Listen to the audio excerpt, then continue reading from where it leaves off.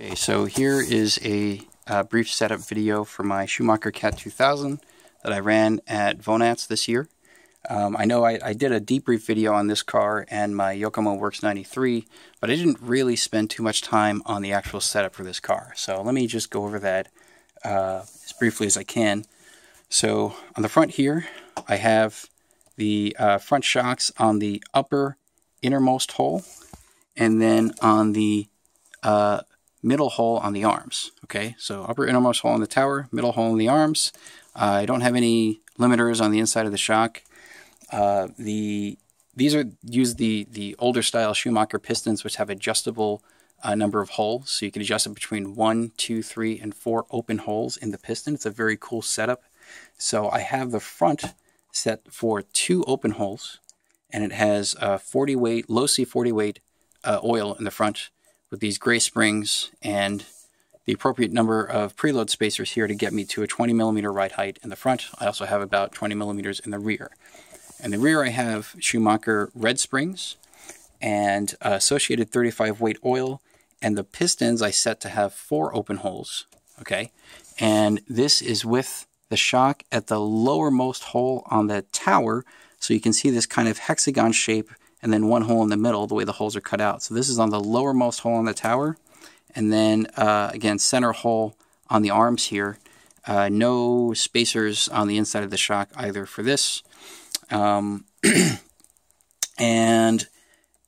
that's basically it, actually. 1 degree of camber, front and rear.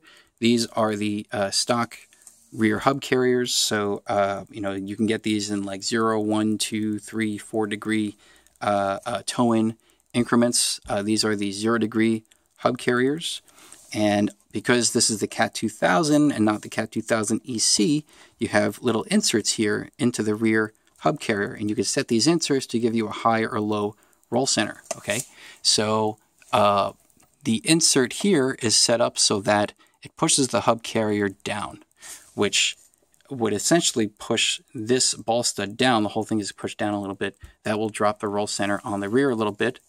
And then over here on the actual tower, I use the inner uppermost mounting hole for the inner camber link. Again, that drops the roll center a little bit. And then I have a sway bar here. This is, I believe, a Schumacher sway bar.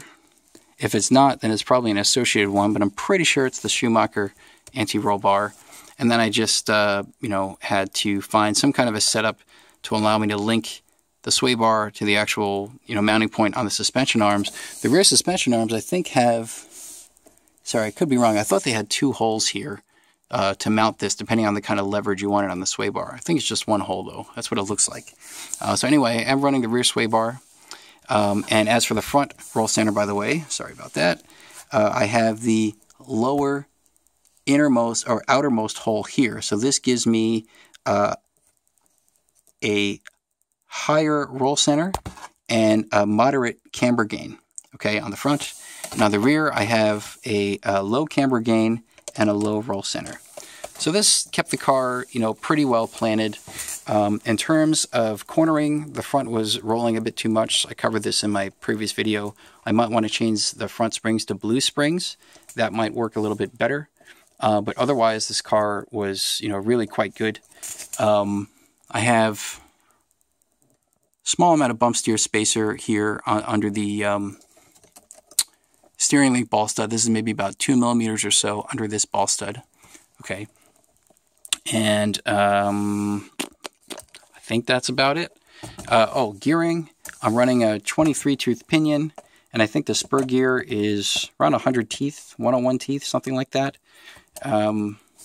Yeah, so that's my setup, at least as far as I can remember to mention here. And that should do it for now. So thanks for watching.